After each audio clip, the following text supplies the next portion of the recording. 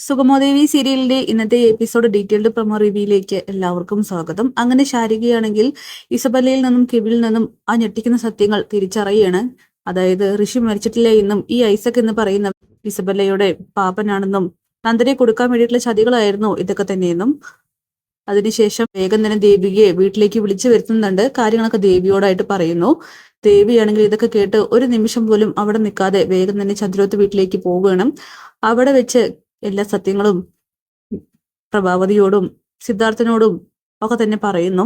ഇതിനൊക്കെ പിന്നിൽ അരുന്ധതിയാണെന്നും അവർക്കറിയാം ഋഷി മരിച്ചിട്ടില്ല എന്നും ഇസബല്ലയും കെവിനും കൂടി ഒരുക്കിയ ചതിയാണെന്നും ഇസബല്ലയ്ക്ക് നന്ദുവിനെ സ്വന്തമാക്കാൻ വേണ്ടിയിട്ടുള്ള പ്ലാനിങ് ആയിരുന്നു ഇതൊക്കെ എന്ന് പറയുമ്പോൾ പ്രഭാവതിയാണെങ്കിൽ ആകെ ഷോക്കാവുന്നു.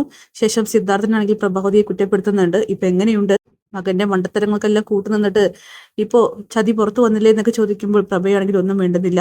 പരസ്പരം കുറ്റപ്പെടുത്തിയിട്ട് കാര്യമില്ല, അതിൻ്റെതായിട്ടുള്ള വഴിക്ക് അന്വേഷിക്കണം. അരുന്ധതി മേഡം തന്നെ ആയിരിക്കണം ഇതിനൊക്കെ പുറകിൽ എന്തെങ്കിലും ദേവിക അവസാനം ഉറപ്പിക്കണം.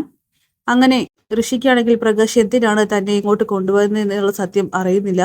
അതുകൊണ്ട് തന്നെ അവനാണെങ്കിൽ പ്രകാശിനോട് ചോദിക്കുന്നുണ്ട്, എന്നെ ഇവിടെ കൊണ്ടുവന്നിട്ട് എത്ര ദിവസമായി, എന്നെ ഒന്ന് തുറന്നു വിട്, നിങ്ങൾക്ക് എന്നെ കൊണ്ടുള്ള ആവശ്യം എന്താണ്, എന്റെ ഈ തട്ടിക്കൊണ്ടുവരവിന് പിന്നിൽ എന്താ ഉദ്ദേശം എന്നൊക്കെ ചോദിക്കുമ്പോൾ അങ്ങനെ ഒരുപാട് ചോദ്യങ്ങൾ ഒറ്റയടിക്ക് ചോദിച്ചാൽ അതിനെല്ലാം ഉത്തരം തരാൻ പറ്റുന്നത് എനിക്കല്ല, നിന്റെ അമ്മയ്ക്ക് മാത്രമായിരിക്കും, നിന്റെ അമ്മ തന്നെയാണ് ഇതിനൊക്കെ പിന്നിലെന്ന് പറയുമ്പോൾ ഋഷിയാണെങ്കിൽ ആകെ ഷോക്കാവുന്നു.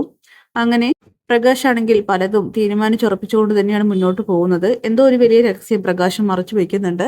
അപ്പോൾ ഋഷി മരിച്ചിട്ടില്ല എന്നും എല്ലാം ഇസബലയുടെയും കെവിന്റെയും ചതികളാണെന്നുള്ള സത്യം എല്ലാവരും തിരിച്ചറിഞ്ഞിരിക്കുകയാണ്. അപ്പൊ കാത്തിരിക്കാം ഇന്നത്തെ കിടിലൻ എപ്പിസോഡിനായിട്ട്. Bye bye.